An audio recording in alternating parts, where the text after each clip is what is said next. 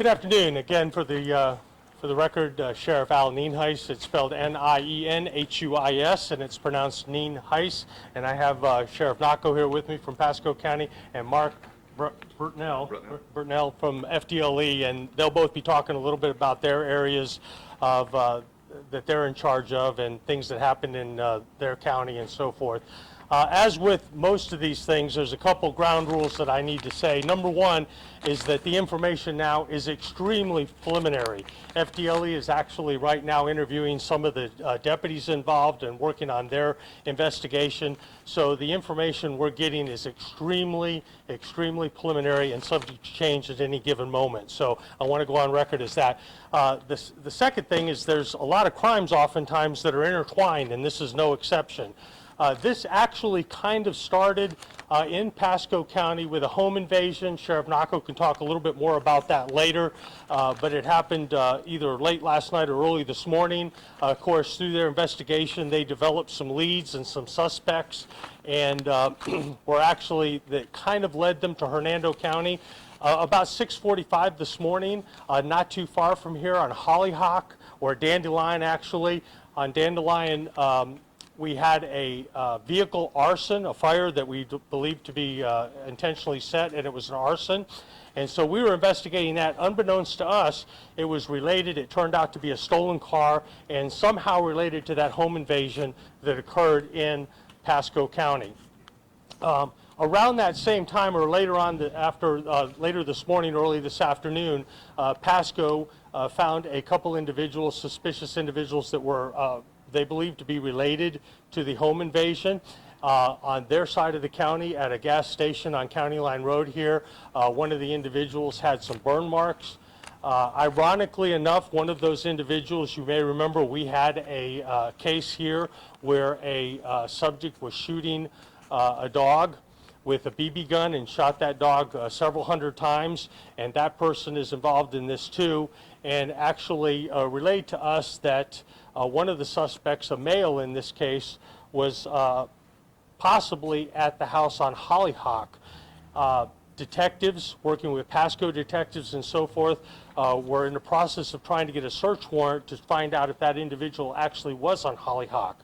In the meantime, while the search warrant was being obtained, we had a couple of my detectives in the area, plainclothes detectives, driving around the area just patrolling to see if they see the individual, make sure he didn't leave the house on Hollyhock. They actually stumbled upon this individual who apparently recognized them as law enforcement. They went down the street, got their vests on because obviously the person is a suspect of violent crime in Pasco. They got their vests on, came back, and were looking for him. About the same time, we were getting reports of a suspicious person jumping fences and so forth in the area, and actually ended up on a house on Bancroft where this individual went into this house uninvited, did not know the individuals. There were a couple elderly people there and a couple children who actually ended up hiding in the bathroom, I believe. The individual ended up in the garage. Deputies went to the garage and were getting ready to see if they could figure out if somebody was in there or not. And it's the preliminary information, he started actually shooting out the garage at the deputies. About that time, or just prior to that, with the detectives, a canine from Pasco was obviously a lot closer than one of my canines. He was in the area. And at least 4 deputies, 3 of my deputies and one of the Pasco deputies were actually involved in returning fire. The person exited the house, the suspect in this case, and he was running down the street on, it was Davenport, and almost got to Cobblestone, about a house away from Cobblestone on Davenport. And he was shooting at deputies and deputies shooting back, and he was struck by at least 1 round that we know of, and he was taken to a local hospital, and he's since been pronounced dead. A little information, we're not going to release the identity of this person just yet, but a little information on this individual. It's my understanding from talking with our cohorts in Pasco that this person was a documented gang member. had an extensive criminal history. He was actually released from prison May of last year, May of 21. He's had ag assault on a first responder, charges of kidnapping, robbery, and I think there were a host of others, but those are a couple of the top ones. And as I said, he is deceased. As with all police deputy-involved shootings, particularly if the person is deceased, we call FDLE. Even if they're not deceased, we do, but in this case, he is deceased. We call FDLE. They come in and take over the criminal investigation.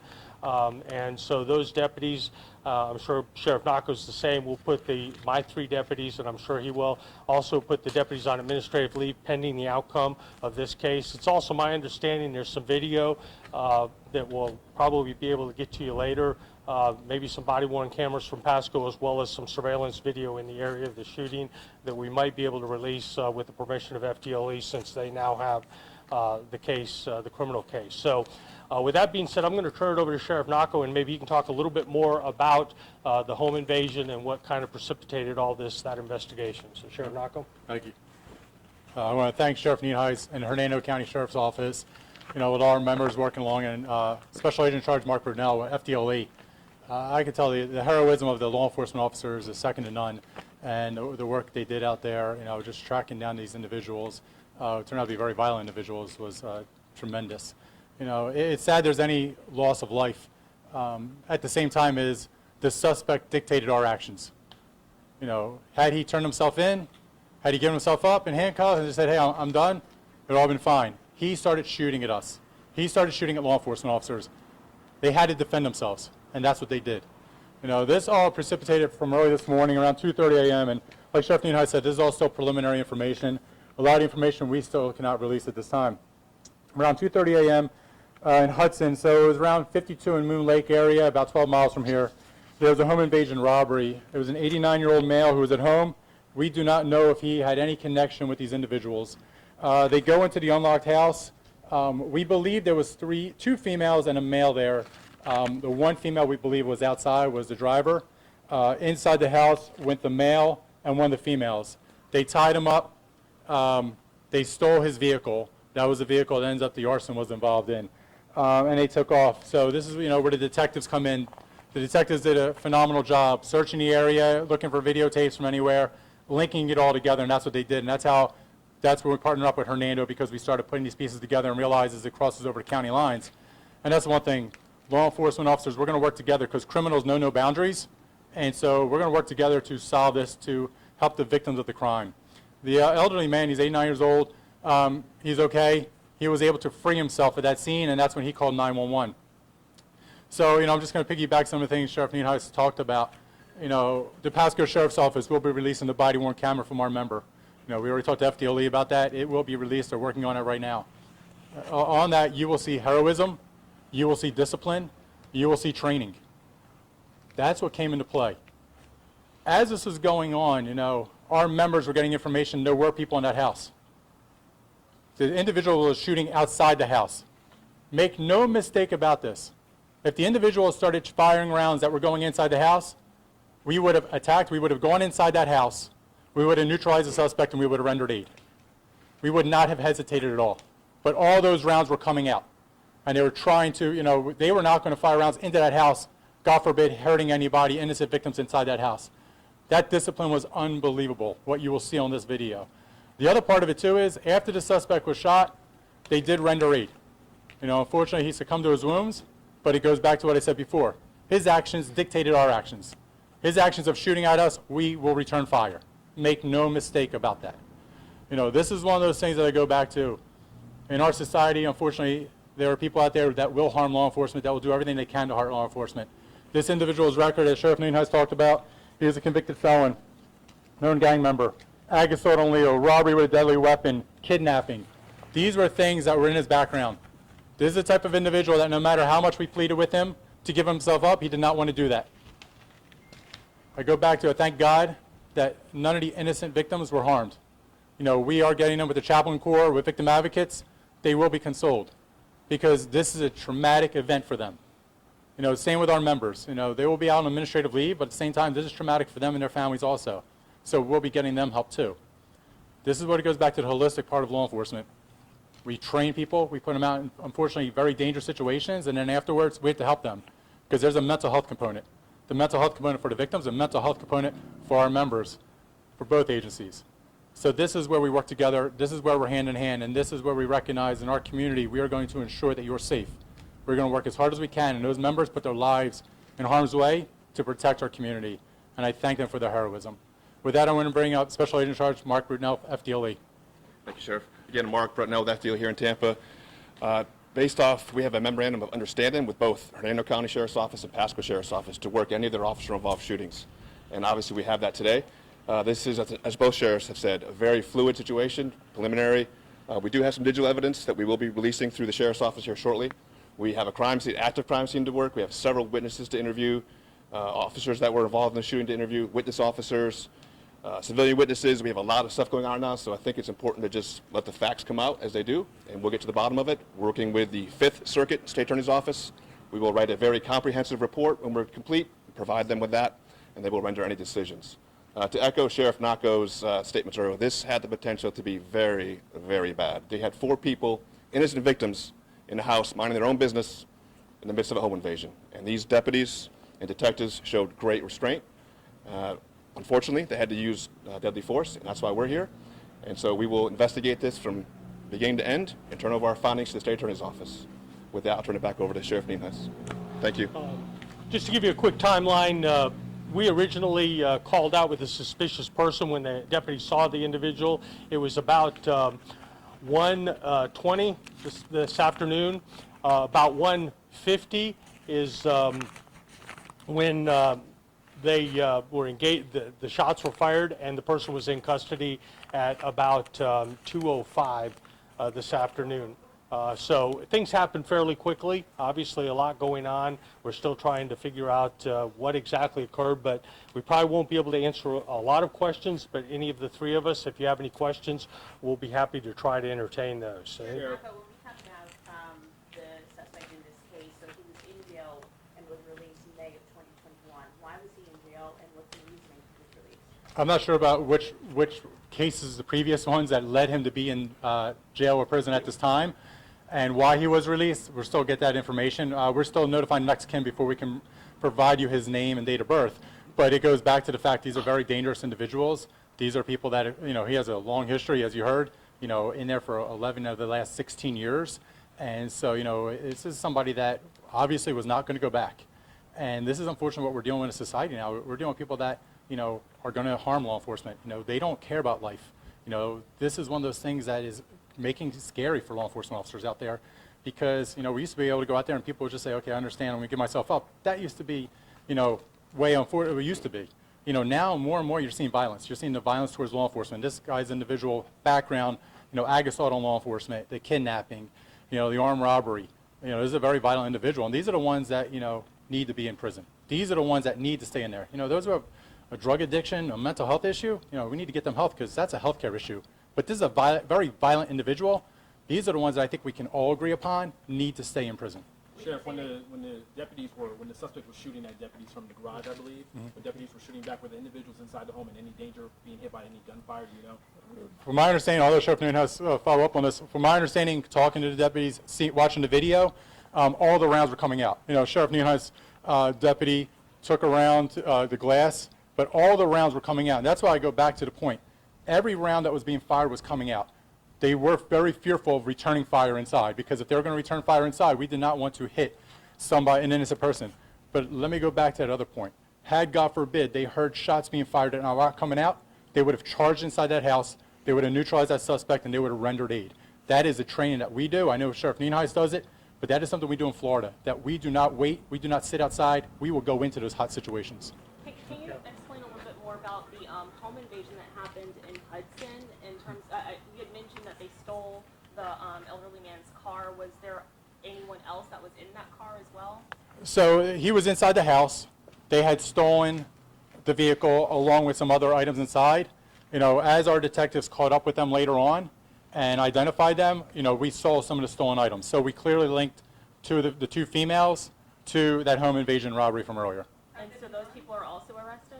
They're in custody right now. We're interviewing them. Sheriff, I'm confused about. I'm gonna say his name, Jamie Lynn Kujawa. Is that how it's pronounced? He is the person you referenced, Sheriff? Is that right?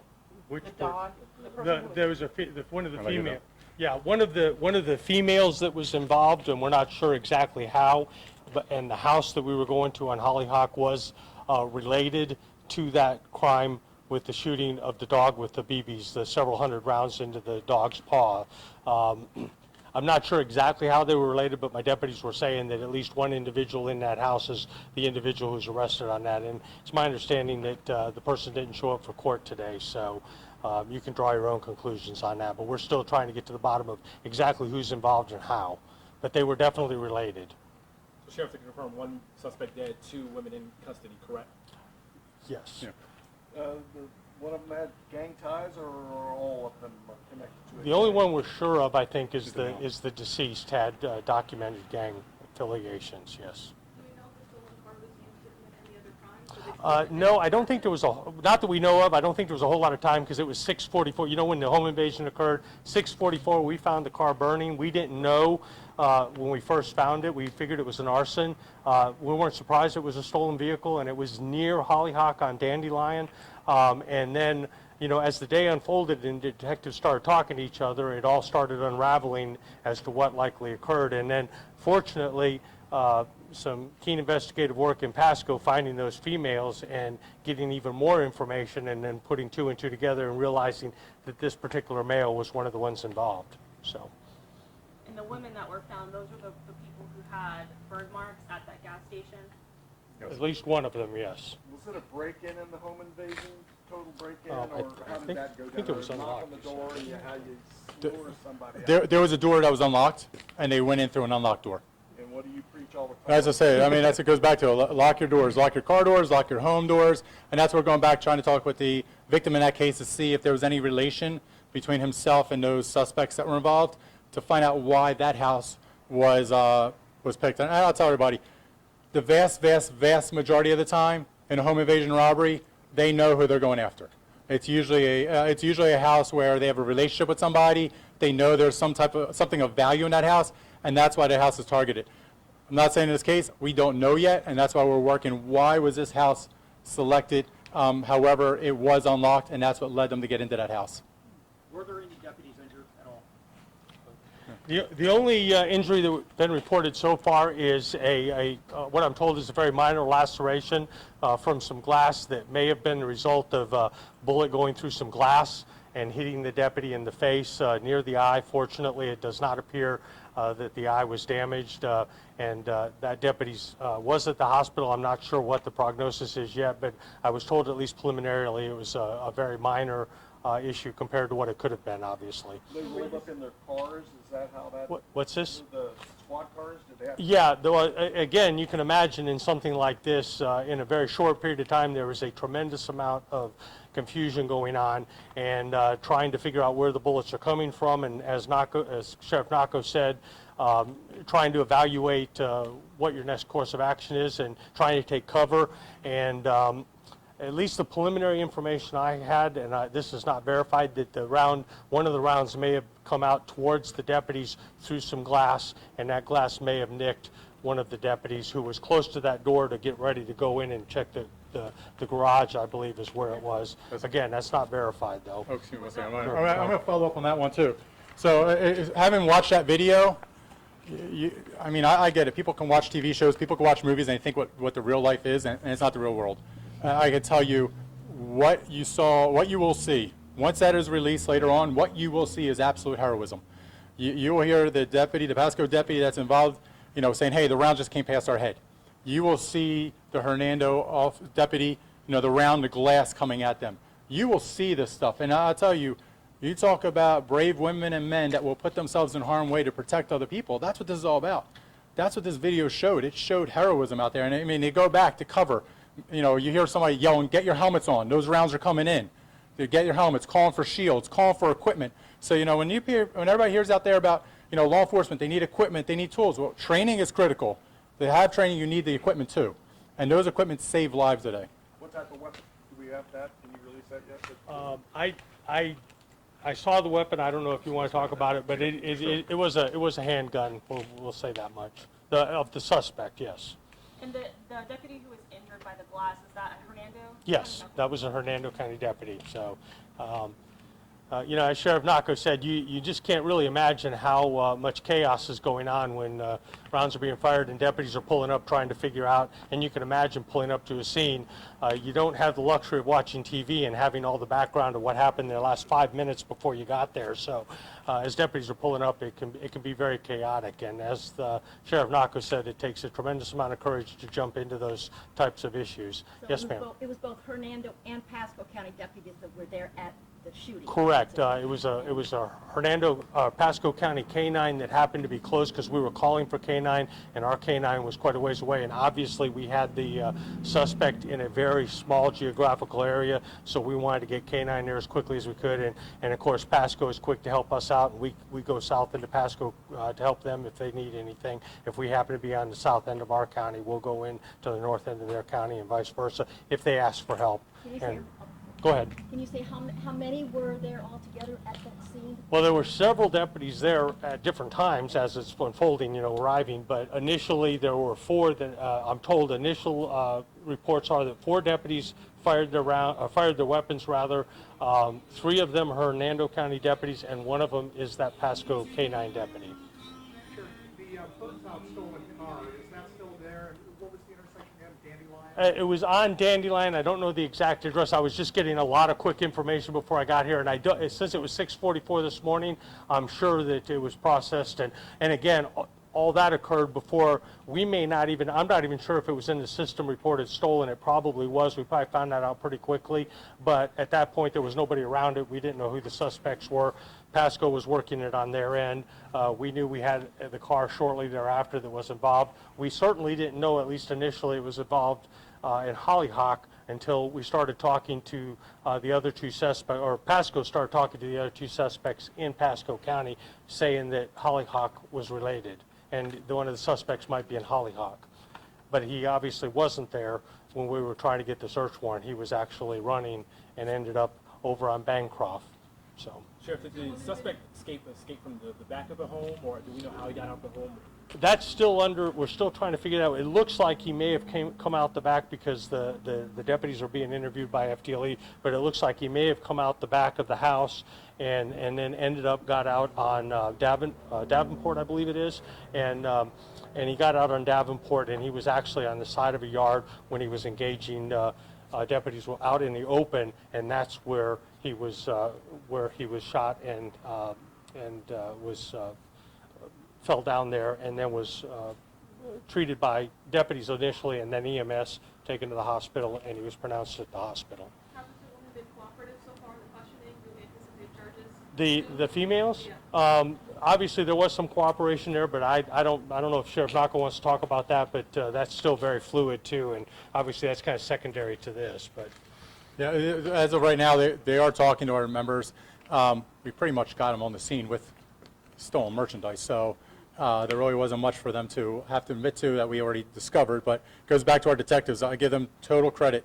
Those detectives started from the beginning of the day, started putting pieces together, work with Hernando, getting us all together. But yeah, I would, let's see how this goes, but I wouldn't be surprised if there will be charges coming up. But I give those detectives kudos. Outstanding job by them, because we probably would not be here today had it not been for their hard work. Sheriff, can you say the gang that this suspect was affiliated with, and is this a gang that poses trouble in Pasco County that you guys are actively tracking? So I don't want to get into that yet. We will get that to you because we want to make sure we have all the information. There's the information came through. We want to verify that with DOC, Department of Corrections, to make sure that information is correct. But we will get it. Says gang member. We want to verify which gang it is. We have some preliminary information, but I don't want to say it until we actually know the exact one. Look, every community deals with gang issues. I know traditionally everybody think, oh, it's the Bloods, the Crips. They will come up with those names because those are the things that, Hollywood publicized a lot, whether it be, Latin Kings, other ones out there. But at the same time there could be just a neighborhood clique. Any clique of kids hanging out together, or adults that are in a group, they consider themselves a gang. They can call themselves, whatever street it is. So we treat them all the same. And the fact that if they're out there committing crimes, especially violent crimes, they're always going to be a threat to any community. Yeah, I do have an update. I was just provided with an update. The car is still on Dandelion. It's at 223 Dandelion. If any of you want to get any video of that, the car is still there per our comm center. So, And do you have the address for where the home invasion happened in Hudson? So we're refraining from giving that out because of Marcy's Law. So that 89-year-old individual, we don't want to release the information. all right. 223 Dandelion? Yeah, 223 Dandelion. That's correct. That's the location of the arson. All right, thank you all very much for coming out. We certainly appreciate our partners in the media. If you have any questions, you can get with our respective PIOs. They'll be happy to follow up on those things we are able to release and get you that information. Again, thank you all very much.